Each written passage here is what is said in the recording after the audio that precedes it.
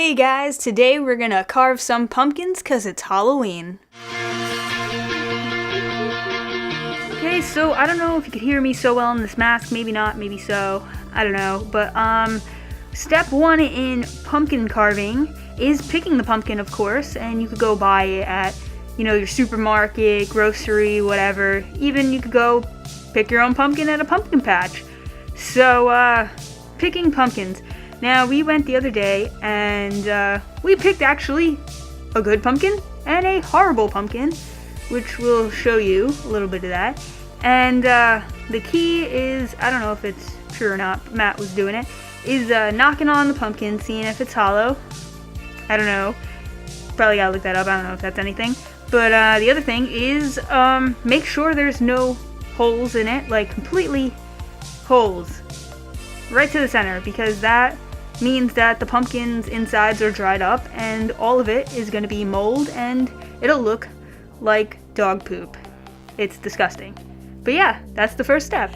After you pick your pumpkin, the next thing you got to do is clean the pumpkin up a bit, like take a paper towel, wipe it off any dirt, and then go at the top of it where the stem is, and you're going to cut at an angle, a circle, because that's the lid. Or circle or square, whatever you prefer. So yeah, cut at an angle. And also there's going to be strings at the bottom of that, like the insides of the pumpkin. So you cut that off too and put it in your guts ball. I took a knife, a really sharp one, a steak knife, and I made a nice angled cut around the top of the person's head. And made like it's a person's head, and I scalped it. And then I cut off the excess into the guts bowl. And now I'm about to stick my hand in there. Oh, the guts bowl. Okay. So the next step is to gut your pumpkin, which basically means that you got to take all the seeds out, all the strings, all the inside of the pumpkin. You kind of got to carve it in a way. So you take this scooper type of spoon thing, or you could just take your own big spoon and just start carving away at the inside and take all those things out, and have a separate bowl on hand and put all those guts in there. Turd in there. Well, let's get a close up. It looks disgusting in there.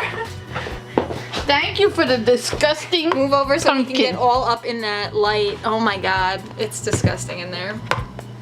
It's dark. See, this is the difference between a healthy looking pumpkin and a non. But you can't tell those things, Yes, when you see a hole in Aren't you the one that said like So after you gut the pumpkin of all the seeds and the strings, the next thing you have to do is figure out what you want to put on the pumpkin.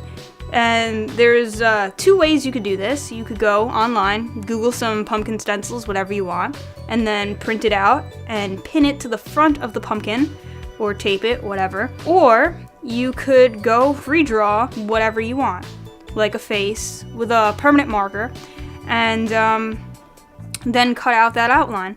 So with the stencil though, you gotta kind of do like an extra step, which is after you have it on the pumpkin and you pinned it down and everything to the shape of the roundness, which is kind of a little hard, what you do is you do a faint like outline. So you take one of those carving knives that come with the pumpkin kits, and you put it in for the design of the outline.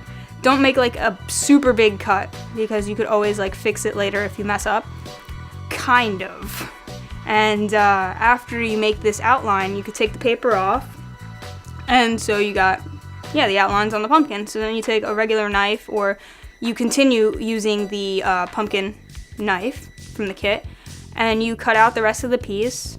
And what I like to do, instead of pulling it out, I like to push it in so that, that it doesn't rip easier. Be careful of the very thin parts though, for like teeth or something. Those easily could break, so you gotta go careful. Is the black spaces you're cutting out? Yeah. So now you've cut out your design. Cool. It should be looking good. And now what you do is you wipe off all that stuff, all the stuff from cutting. Make sure your pumpkin's looking nice. The next step after you wipe off your pumpkin is find a light source for your pumpkin.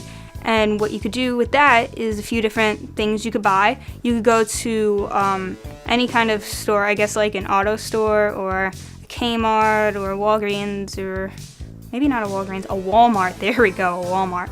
And you could buy these flashlight sticks or glow sticks, and they all come in different colors like green, blue, red, pink, and regular, of course. And you can light up your pumpkin with that. Different colors look pretty cool. The other thing you could do is buy these electronic candles.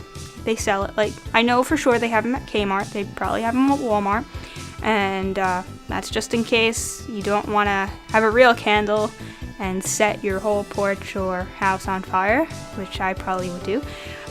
So yeah, electronic candles work, or like I said, real candles, small, tiny ones. They probably do sell them at Kmart and Walmart too.